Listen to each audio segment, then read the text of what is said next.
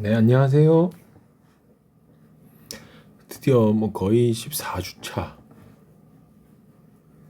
사실 여러분들이 한 번 수업이 남긴 했죠. 보강이 남긴 했어서 사실 14주차 수업이지만 우리는 보강이 한 타임 남아 있다는 거. 맞죠? 저도 다시 한번 확인해 볼게요. 네, 8주차 수업 10월 22일 수업 2시간짜리가 보강을 한번 해야 되기 때문에 보강 때는 제가 어떻게 해야 될지 다 말씀을 드렸고, 이번 주차 같은 경우에는 빅데이터 처리 인프라에 대해서 여러분들과 조금 이야기를 하고, 저도 최대한 많이 이야기를 하고, 그 남은 수업에 관해서는 여러분들 발표에 대해서 편집을 해서 제가 올릴 거니까, 발표 준비하신 친구들의 워드 클라우드 여러분들이 잘 선택하시길 바랍니다. 그래서 워드 클라우드 잘 선택하시면 그 부분에 대해서 제가 알려드린 감정 분석 있죠. 감정 분석을 여러분들이 한번 돌려보시고, 그 감정 분석에 대해서 여러분들이 마지막까지 시각화까지 이루어지면 여러분들의 프레젠테이션이 완성이 되겠죠. 그럼 그거 제출하시면 여러분들의 빅데이터 지식 경영의 과제는 거의 끝이라고 보면 됩니다.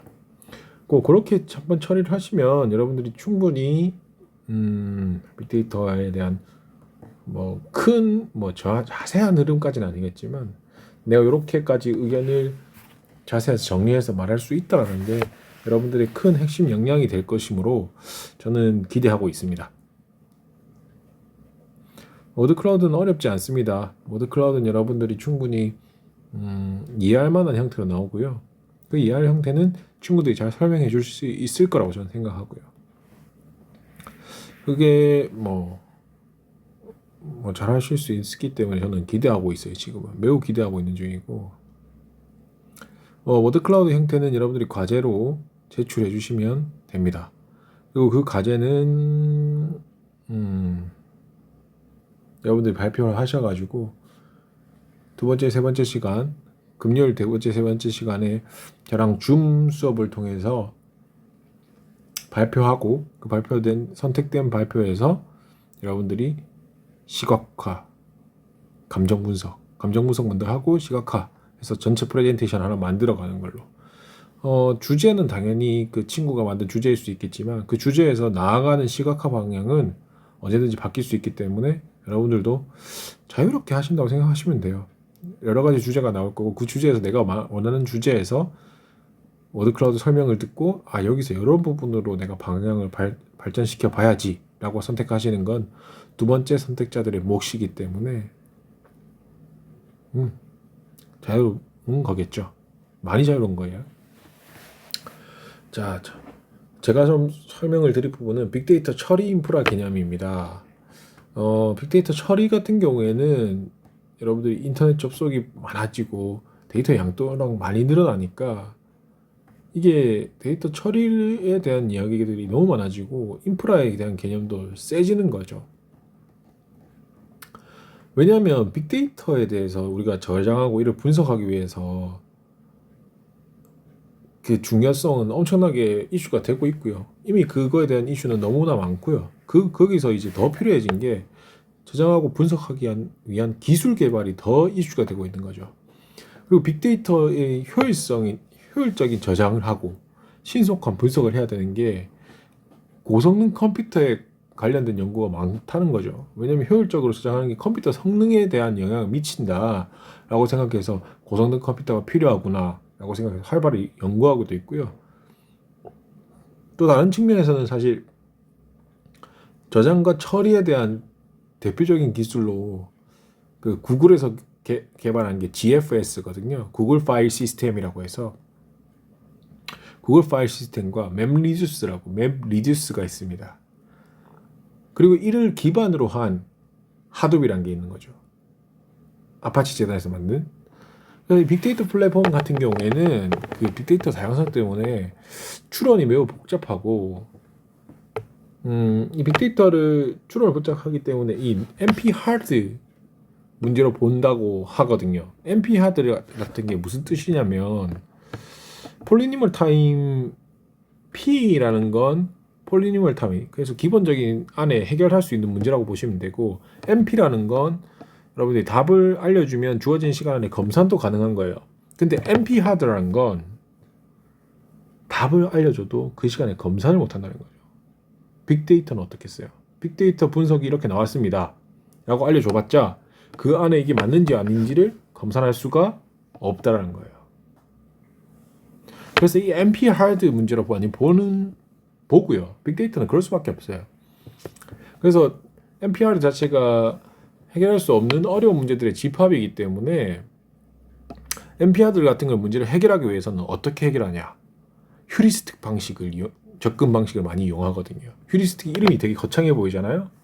그런데 휴리스틱 방식이 그 거창한 방식은 아니고 어림짐작해서 의사결정을 내린다는 거예요. 그래서 이거면 이럴 거야. 여러분들이 대부분 그 의사결정하는 방식이 휴리스틱 방식이 여러분들이 대부분 하는 휴리스틱 방식이. 그래서 이 방식을 빅데이터 플랫폼 인공지능 기술을 적용하면은 여러분들이 센싱 기술에서 뭘 받아요? 정보를 할 수 있는 학습, 추론, 인지 이런 기본적인 인공지능 과정을 통해서 분석을 하고 해석하고 의사결정을 할 수 있는 지능이 인간과 비슷해지는 거죠. 휴리스틱 과정 때문에 이 시스템을 구축할 수 있는 거예요. 그래서 빅데이터 플랫폼 같은 경우에는 이렇게 이런 이미지로 여러분들이 많이 제시할 수 있는데, 빅데이터 처리는 빅데이터 처리 인프라 기반으로 여러분들 데이터 수집부터 통합을 하고 데이터 전처리 단계로 넘어가며 데이터 저장 관계, 전처리 관계 덧쳐가지고 저장 관리, 데이터 분석, 그 다음에 데이터 가시화까지 연결되는 거죠. 그래서 이 그림 자체가 사실 이 아래가 처리 인프라고요. 이런 것들은 이제 그걸 처리하는 기술들인 거죠. 각각 단계에. 그래서 각각 단계별로 여러분들과 한번 같이 이야기해보고 싶은 거예요. 그래서 첫 번째 단계가 뭐였어요? 데이터 수집 통합 단계였죠. 데이터 수집 통합 단계. 이거부터 하면 안 되겠다. 데이터 수집 통합 단계에서는 여러분들이 뭘 하는 거예요? 새로운 데이터를 생성하고 네트워크에 산재되어 있는 데이터를 아니면 외부 데이터를 수집하고 내부 기종 간의 데이터 통합을 하고 이런 것들이 사실 데이터 형태, 소재 이런 거 무관하게 데이터를 확보하는 거죠. 데이터 확보의 단계예요. 그래서 예전에는 기술이 안 돼서 아니면 성능이 안 돼서 분석 성능이 안 돼서 분석 결과가 타당하지 않아서 쓰지 않았던 데이터들이 있잖아요. 그런 데이터들이 사실 빅데이터라는 이름으로 명명해서 이를 분석하면서 통계 기법, 통계 분석 기법, 인공지능 기법, 머신러닝 이런 것들이 연관성 찾아서 기업 경쟁력 강화해주고 이렇게 하고 있잖아요. 그래서 데이터 수집 단계에서는 데이터를 가상화하거나 로깅 스테이션, 데이터 수집 로봇 이런 걸 통해서 데이터 수집 및 통합되는 단계로 전처리 단계 전에 다양한 원천 데이터를 확보하는 단계입니다. 그래서 가장 쉬운 수집, 통계, 통합하는 단계라고 생각하시면 되는 거죠. 인프라, 빅데이터 처리 인프라에서 두 번째가 전처리인데요. 데이터 전처리는 여러분 데이터 수집, 통합 단계에서 수집된 정보들을 센싱 정보라든지 SNS 정보, 특히 이런 비정형 스트림 데이터 정보를 전제해서 분석 가능한 형태로 구조한다는 거. 그리고 분석의 정확성을 높이고자 하고 심층 분석을 만들게 하는 기술들을 말하는 거죠. 그래서 데이터 통합하거나 데이터 익명화하거나 데이터 정제, 검색, 인증 이런 것들을 하는 거죠. 거기다가 ETL, Extraction, Transformation, Loading 이런 기술 개발을 통해서 다음 단계로의 진입을 원활하게 하는 거죠. 데이터 전처리 단계에서 하는 거예요. 그래서 이 데이터 전처리 단계에서는 특히 이 정보 검색 기능에 대해서도 다 많이 나오는 이야기가 많아요. 왜냐하면 데이터 전처리에 대해서 데이터가 검색될 수 있게 하는 요소가 필요한데 이 정보 검색이 정확한지가 매우 중요하거든요. 그래서 이 수집 환경을 잘 분류해서 분석이 가능한 형태로 만드는 게 매우 중요하기 때문에 데이터 두 번째 단계인 전처리 단계에서 정보 검색이 가능하게 하는 게 중요한 거죠. 세 번째 단계는 저장 관리 단계예요. 여러분들이 데이터를 저장하거나 관리 단계에서는 웹데이터, 소셜미디어, 비즈니스 데이터, 센싱 정보 이런 거 다양한 형식의 데이터를 실시간으로 저장하고 관리할 수 있는 무슨 기술? 분산 컴퓨터 기능이 매우 필요합니다. 분산 컴퓨터 기능이 여러분들이 많이 배우게 되는 기능이에요. 이게 빅데이터의 플랫폼의 핵심 기술이거든요. 분산 컴퓨팅 기술. 왜냐하면 빅데이터 저장 기술인 NoSQL, not only SQL 이 기존 데이터베이스를 한계를 넘는 빅데이터라는 거죠. 그럼 빅데이터 저장해야 되는데 새로운 데이터베이스 개념으로 다양한 형태의 인터페이스를 제공하고 이런 비표준 기술이라는 거죠. NoSQL이. 그래서 종류는 이런 거 있거든요. 몽고DB, 카산드라, HBase. 그리고 이런 저장 기술들이 이런 거라고 NoSQL로 보시고 관리 기술이 하둡인 거예요. 하둡 많이 들어봤을 거예요. 하둡. 저장하는 기술들은 이런 인터페이스 표준화 기술 종류는 몽고DB, 카산드라 이런 게 있는 거고 그리고 이걸 관리하는 기술에서 하둡인데 이 하둡이라는 게 관리하는 기술이라는 거 여러분들이 이제 아셔야 되는 거죠. 하둡이 왜 이렇게 유명하냐? 일단 오픈소스예요. 장점들이 엄청나게 많아요. 그 뒤에 대해서 제가 하둡에 대해서는 한번 자세하게 설명을 드릴게요. 그리고 네 번째 단계가 데이터 분석 기술 단계입니다. 분석 기술. 데이터 분석 기술은 우리가 뭘 해야 돼요? 데이터 분석을 해야 되면 뭘 해야 된다는 거죠? 내재된 우리가 찾을 수 없는 가치를 찾아서 이걸 이제 분석하는 거잖아요. 그래서 대규모 통계를 처리하거나 데이터 마이닝, 그래프 마이닝 이런 것들을 하는 거죠. 그래서 심층 분석 기술이라고 생각하시면 되고 이것도 사실 빅데이터 플랫폼의 핵심 기술이죠. 그래서 이게 사실 빅데이터 분석은 우리가 데이터 분석가라고 많이 이제 양성하고 있는데 이게 사실 빅데이터 분석 기술의 개발 정도가 어떻게 되겠어요? 인간 중심 플랫폼을 구축하는 지능 정도예요. 인간이 분석하기 때문에 인간이 지능 정도가 분석 가능하다는 거죠. 그래서 개발 정도가 플랫폼 지능 정도와 비례되는 게 사실이고요. 그래서 우리가 데이터 분석과 양성이 필요하다는 게 나오고 있는 말들이죠. 사실 구조화되어 있지 않은 데이터에서 특히 많은 큰 대규모 데이터에서 숨겨진 정보를 찾아내는 게 데이터 분석가인데 이게 데이터 스마트 시대라고 하죠. 스마트 시대에서 최고의 인재라고 해요. 그래서 데이터를 관리하고 분석할 수 있는 인력의 중요성은 계속해서 중요해지고 있고요. 그래서 여러분들 빅데이터 기술사, 분석 기술사라고 하면 이 부분의 기술사들이 제법 많습니다. 중요하고 많이 원하고요. 그리고 마지막에 가시화 기술입니다. 시각화 기술이에요. 그 비전문가가 데이터를 수행할 수 있는 환경을 제공하는 거죠. 사실 제가 언제나 말씀드리지만 빅데이터의 가시화 기술 필요한 이유는 전문가가 이거 빅데이터 보고 결정을 하면 문제가 없어요. 하지만 대부분은 비전문가가 이걸 보고 결정을 한단 말이죠. 분석사는 분석을 해서 가지고 오고 그거 가지고 의사결정자가 의사결정을 한다는 거죠. 그래서 이걸 좀 더 가시화시켜줘야 되는 거죠. 비전문가가 봐도 이해할 수 있도록. 그래서 많은 것들이 쓰는 게 빅쿼리라고 해서 구글 빅데이터 분석 솔루션 플랫폼 그리고 오픈 소스 데이터 분석 플랫폼은 하둡이에요. 그래서 이런 것들이 있다라는 거 여러분들과 이야기를 한 거예요. 그래서 이런 인프라에서 어떤 것들이 이루어지고 있는 건지 먼저 살펴봤어요. 그래서 처음으로 알아볼 게 우리가 처리 기술과 방법이에요. 이번 장은 처리 기술과 방법이었잖아요.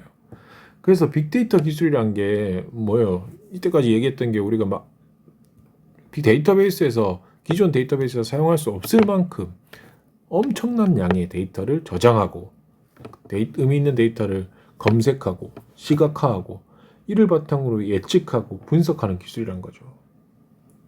그리고 이거 해가지고 그거만 분석하는 기술이 끝이에요? 아니죠. 비즈니스 프로세스에다가 우리가 더 좋은 방식으로 내재화시키는 거죠.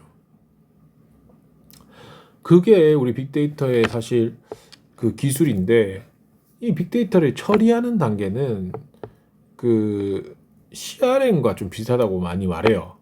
왜냐하면 CRM 단계에서 처음에도 우리가 대용량 데이터를 저장하고 분산 병렬 분석 기법을 해서 분석하고 활용하는 단계거든요.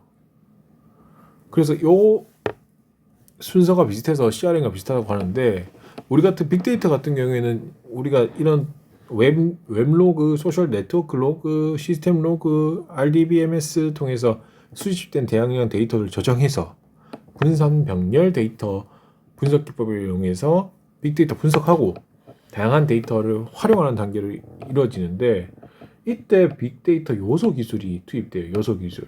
빅데이터의 요소 기술. 빅데이터의 요소 기술이란 게 뭐냐면 대용량 데이터 처리를 위해서 분산 처리 기술이란 거죠. 대용량 데이터가 너무 대용량이니까 컴퓨터 하나로 안 되는 거야. 그래서 하둡 분산 파일 시스템이라고 해서 하둡 디스트리뷰티드 파일 시스템, 아니면 HBase, 맵리듀스, 이런 게 새로운 요소 기술인 거죠. 그리고 메모리상에도 필요한 데이터와 인덱스가 가능해야지 빨리 찾잖아요. 왜냐면 여러분들이 데이터가 너무 많은데 이걸 검색해서 찾아야 되는데 인덱스가 안 돼 있는 거야. 같은 데이터끼리 묶여 있는 게 어디 있는지 이름이 정확하게 뭐 파일 명이 적혀 있지가 않은 거지. 그럼 검색 시간이 엄청 늘어나는 거야. 그래서 인덱스를 보관해서 검색 시간을 드라마틱하게 줄일 수 있는 인메모리 기술, 이런 것들이 있는 거예요. 그리고 가장 대표적인 하둡이 대표적인데, 여러분도 하둡은 이제 들어보실 수 있는 수준인 거죠. 하둡에는 정형이나 비정형 빅데이터 분석에서 가장 선호하는 솔루션이에요. HDFMS에 하둡 디스트리뷰티드 파일 시스템에다가 파일 저장해서 맵 리듀스 방식으로 많은 양의 데이터를 빠른 속도로 분산 병렬 처리해요. 분산 병렬이란 게 이렇게 돼 있는 거죠. 이렇게. 여러분들 직렬 배터리 기억나요? 직렬은 이렇게 연결해서 계속 이렇게 가는 거잖아요. 병렬은 이렇게 가는 거잖아요.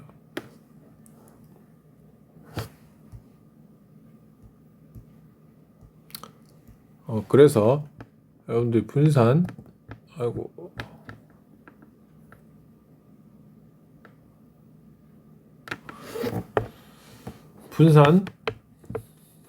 무슨 시스템이요? 분산 처리 기술. 그리고 하둡 HDFS에서는 분산 병렬 처리한다 라는 거예요. 사실 포춘 500대 기업 하둡 다 사용합니다. 하둡 시장 성장 계속할 거라고 하고 있어요. 저가에서 많이 사용하는 상용 하드웨어에서는 확장성 있는 게 서브 프로젝트, 하둡 에코시스템 많이 형성하고요. 초기에는 HDFS를 저장하기 위해서 HDFS, 하둡 디스트리뷰티드 파일 시스템, 아니면 맵리듀스 처리하기 위해서 맵리듀스 프레임워크로 시작됐는데, 지금은 여러 데이터를 저장하고 실행하고 프로그래밍하고 데이터 처리 같은 것을 하둡 생태계 전반을 포함하는 의미로 확장 발전하고 있거든요. 예전에는 그냥 저장하고 처리하는 시스템 정도까지밖에 안 됐어요. 근데 이렇게 발전한 거죠. 그래서 이렇게 빅데이터 처리 기술과 방법 같은 경우에도 여러분들 좀 보여주기 위해서 수집, 저장, 분석, 시각화 이런 것들 순서로 여러분들과 얘기를 했고, 하둡 에코시스템에 대해서 아까 돼 있다고 했잖아요. 저가 상용 하드웨어에서 환경에서 확장성이 뛰어난 서브 프로젝트, 그리고 하둡 에코시스템을 많이 사용했다. 에코시스템이라는 게 이런 거거든요. 그러니까 에코시스템은 게 분산하는 코디네이터는 주키퍼고, 워크플로우 관리하는 거, 일의 워크플로우, 일의 흐름 같은 거 관리하는 거, SQL 질의하는 거, 직렬화, 데이터 마이닝, 데이터 분석, 각각의 HBase, H카탈로그, 그리고 맵리더스, 분석 데이터 저장, 그리고 비정형 데이터 수집, 정형 데이터 수집 하는 기술들 여기 다 적혀 있어요. 여러분들이 도움 되려고 제가 다 찾은 거예요. 그래서 이런 것들이 관심 있다면 내가 원하는 부분에서 조금 더 발전하실 수 있으면 좋겠고, 그 각각의 역할들을 조금만 설명드리자면 이 카산드라 이런 거 한번 보세요. 카산드라 같은 경우는 분산 시스템에서 방대한 처리할 수 있도록 하는 거, 그리고 하둡 같은 경우는 분산 시스템 대용량 데이터 처리하는 거, 이런 설명들, 빅데이터 연관 시스템 설명들, 맵리디스 뭐라고요? 대용량 데이터 처리하기 위해서 구글이 제안한 소프트웨어 프레임워크 하둡에도 구현된 거예요. 그래서 이런 기술들이 있고 한번 읽어보시면 이거는 도움이 되실 거예요. 이런 게 있구나. 그거 외에 하둡 생태계, 이 이야기가 하둡 생태계예요. 하둡 생태계. 하둡 생태계가 어떤 일을 하는지 제가 풀어서 설명해 놓은 거예요. 책이 없어요. 제가 만들어서 넣은 거고, 이런 부분들을 여러분들이 하둡 생태계가 에코시스템이 작게 해서 표현된다고 있다는 거, 네, 이렇게 설명드리고요.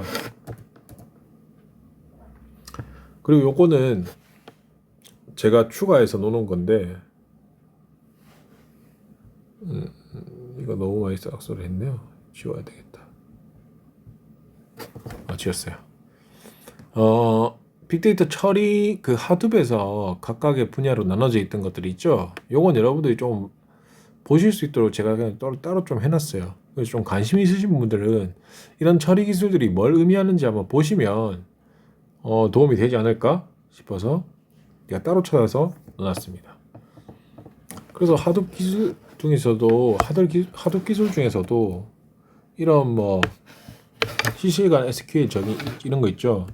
타조 이런 것들은 보시면 우리나라 고려대 정보통신학과 컴퓨터학과에서 시작한 거예요. 그래서 이렇게 많은 업체들이 모여서 이렇게 만들어가고 있는 시스템이 오픈 시스템이에요. 누구나 사용할 수 있게 해놓으니까 이렇게 발전하는 게 빠른 거죠.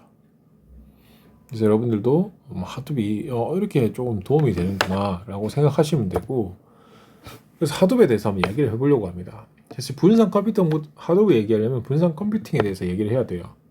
분산 컴퓨팅이라는 게 여러분들 여러 개의 컴퓨터를 연결해서 상호작용하게 하는 거예요. 그래서 컴퓨터 성능, 효율을 높이는 거죠. 그래서 넓은 의미로 분산 컴퓨팅을 보시면 여러 개 컴퓨터 자원 여러 개 컴퓨터가 있어요. 그걸 하나의 시스템 안에 결합해서 연결한 병렬 컴퓨팅까지 포함시키기도 합니다. 사실 그 분산 컴퓨팅의 목적은 뭐겠어요? 성능, 한 대로 낼 수 없는 성능을 내는 거, 그리고 가용성, 할 수 있는 가용성을 넓게 하는 거죠. 그래서 이 분산 컴퓨팅 그 예로 말씀드리면 컴퓨터 클러스터인데 컴퓨터를 어떤 모양으로 만드는 거죠. 그래서 수직적 성능 확대랑 수평적 성능 확대를 많이 말하는데, 수직적 성능 확대는 이거예요. 컴퓨터 클러스터의 수직적 성능 확대를 하겠다. 컴퓨터 자체 성능 업그레이드 하는 거예요. 뭐 하드디스크를 증설하거나 CPU를 높게 하거나 이런 것들이죠. 인터넷 속도를 높게 하거나. 근데 수평적 성능 확대는 컴퓨터 네트워크에 연결해서 성능을 업그레이드 하는 거죠. 그래서 우리가 처음에 조금 말씀드렸던 병렬 형태가 컴퓨터 네트워크로 연결해서 노드 수 늘려가지고 상호 연동해서 성능을 향상하는 거죠. 그래서 P2P라든지 마스터 슬레이브 모델이 있는데, 이런 것들은 뭐 성능 업그레이드 하는 개념이 아니잖아요. 수평적 성능 확대도 이렇게 이루어지고요.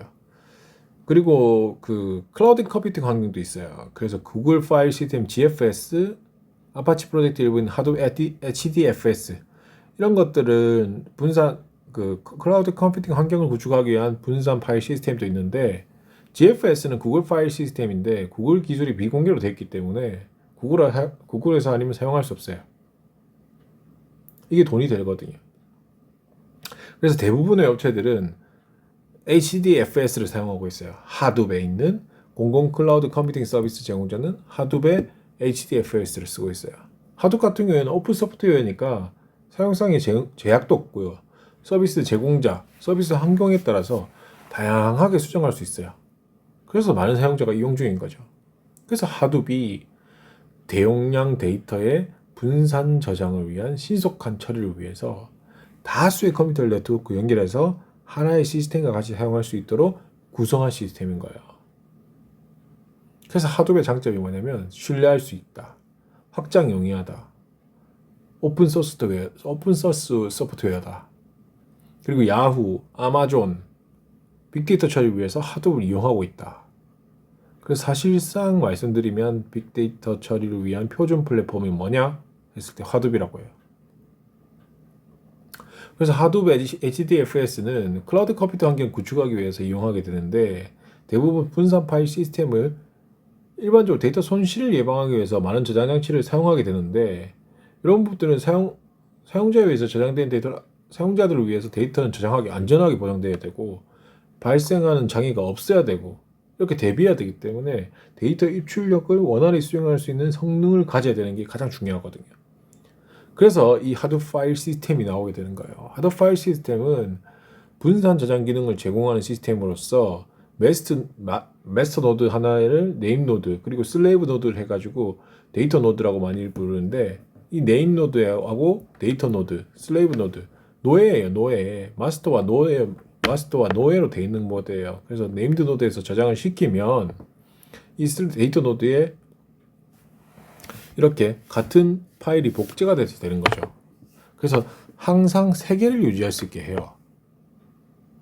하나 받았잖아요. 그러면 얘가 복제를 세 개를 시키는 거예요. 두 개를 더 복제시키는 거예요.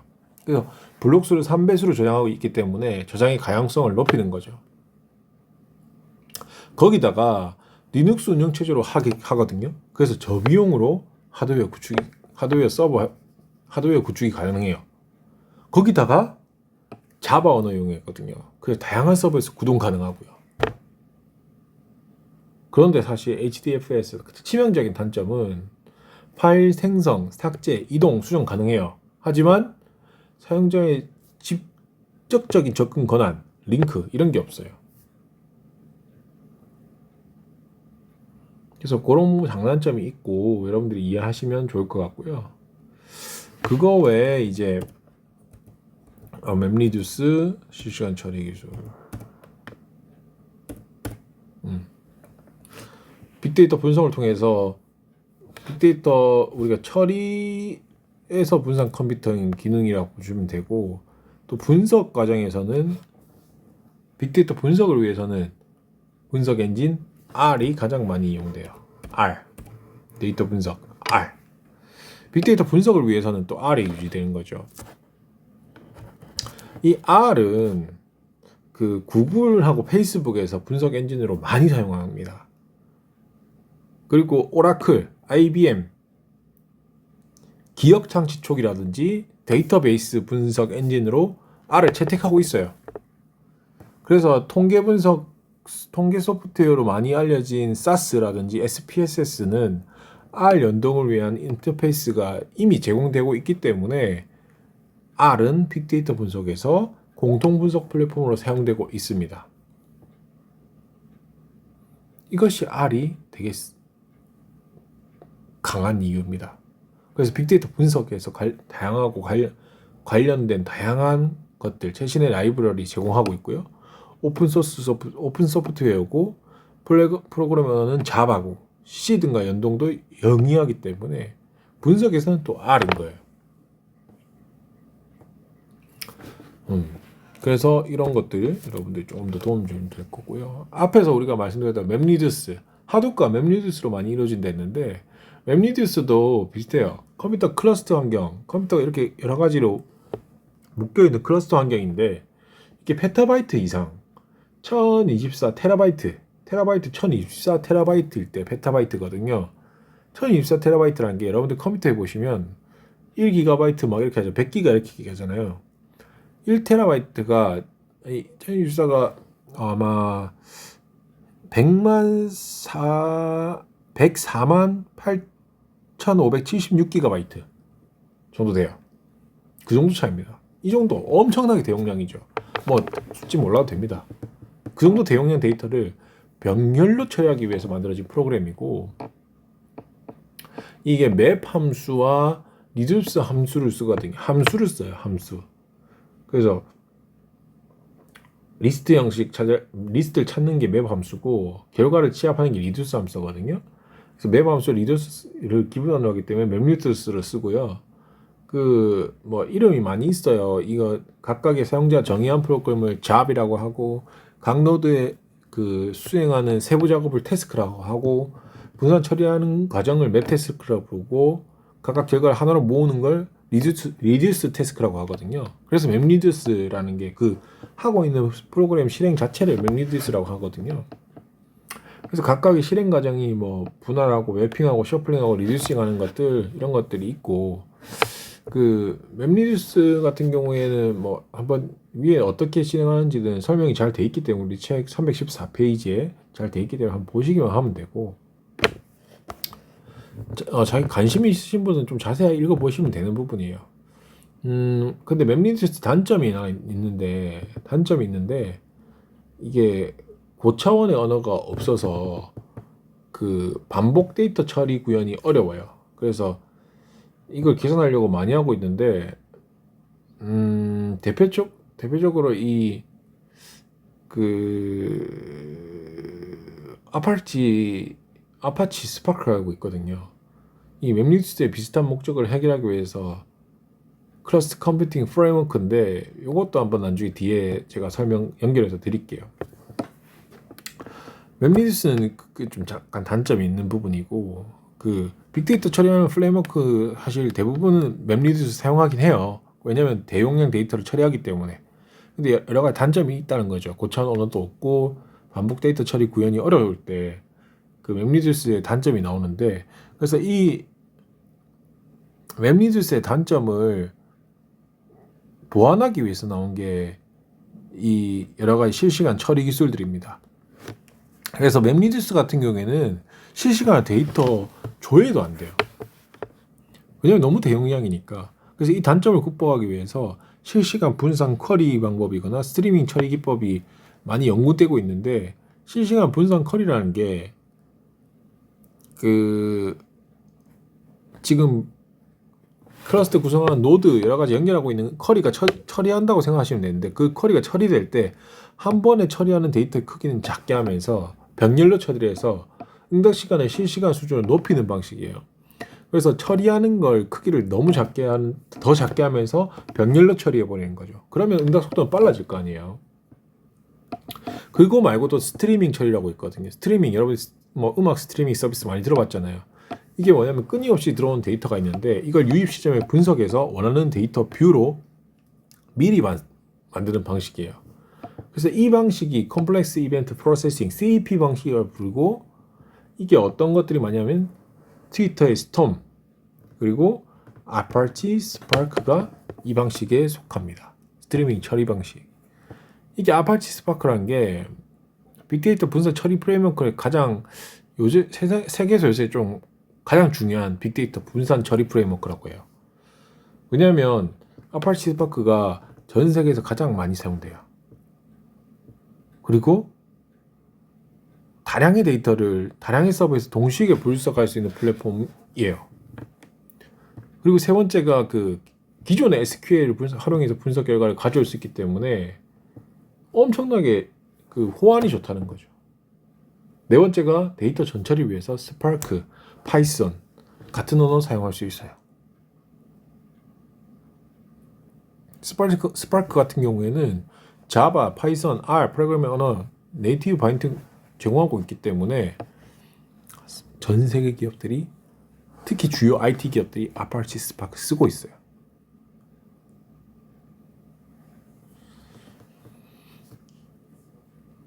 그래서 데이터브릭스 같은 경우에는 아파치 스파크 이용해서 데이터 유선 형태 데이터 분석할 수 있는 서비스 제공하고 있고요. VCNC 같은 경우에도 아파치 스파크 이용해서 하이브 기반의 분석 기반을 교체해서 분석 시간 줄이고 관리 포인트 줄여서 효율화 달성하고 있고요. 아파치 스파크를 이렇게 많이 쓴다는 거예요. 이게 중요한 게 아니라. 그래서 아파치 스파크는 R 파이썬과 같은 데이터 분석용으로 인기 있는 언어, 기업 친화적인 자바, 스칼라 이런 거 제공하고 있기 때문에 데이터 과학자에서부터 여러분들 그 회사들까지 확장성과 속도가 매우 좋기 때문에 많이 사용하고 있어요.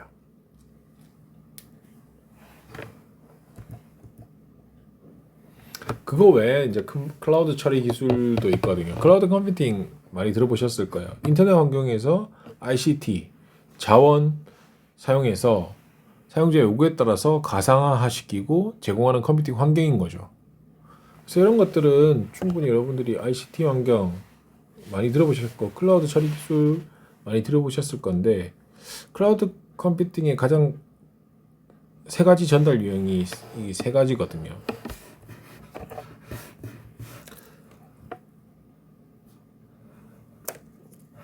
보시면 클라우드 컴퓨팅의 전달 유형이에요. SaaS, PaaS, RaaS 해서 Software as a Service, Platform as a Service, Infrastructure as a Service가 있는데 그 각각의 뭐 이게 뭔지만 한번 읽어보시면 좋을 것 같아요. 이게 뭐냐면 Software as a Service는 사용자가 여러분들 인터넷을 통해서 서비스의 제공자에 접속해서 어플리케이션 사용하고 사용한 만큼 비용을 지불하는 거죠. 클라우드 컴퓨팅 서비스라고 생각하시면 돼요. 그래서 여러분들 오직 소프트웨어만 사용할 수 있고요. PaaS는 여러분들이 개발할 수 있는 환경 제공받아가지고 사용자에게 제공할 수 있는 서비스예요. 다른 부분에 제어는 못해요. 근데 IaaS는 여러분들이 가상 형태의 그 CPU, 뭐 주기억장치, 보조기억장치, 네트워크 이런 거 다 제공받아서 직접적으로 여러분들이 제어할 수 있고 이걸 3자에게 서비스로 제공할 수도 있어요. 그래서 요거 클라우드 컴퓨팅 전달 유형이 이렇게 전달할 수 있다. 우리가 어떠한 유형의 기술을 쓰고 있는지 한번 확인해 보시면 되고 클라우드 컴퓨팅 여러분들 많이 사용하시잖아요. 여러분들 클라우드 컴퓨팅은 뭐 그렇게 뭐 어려운 기술들이 아니기 때문에 그 클라우드 컴퓨팅 같은 경우에는 그 환경도 두 가지로 나눠요. 공공 클라우드 컴퓨팅, 사설 클라우드 컴퓨팅. 공공이 잘 안 쓰기 때문에 빠져있네. 공공 클라우드 컴퓨팅. 그리고 이 두 가지를 합친 하이브리드 클라우드 컴퓨팅 방법으로 많이 환경을 많이 이야기하는데 공공 컴퓨팅은 불특정 다수를 대상으로 하는 서비스이기 때문에 인터넷을 통해서 서비스 제공자가 서비스 받는 거고 서비스 사용료는 저렴하겠죠. 공공의 의미이기 때문에. 그 대신 사용자 자료가 어떤 형태로 저장되고 보관되어 있는지 알 수 없어요. 하지만 사설은 여러분들 클라우드 컴퓨팅 기술을 제공하는 사설 서비스들이 있죠.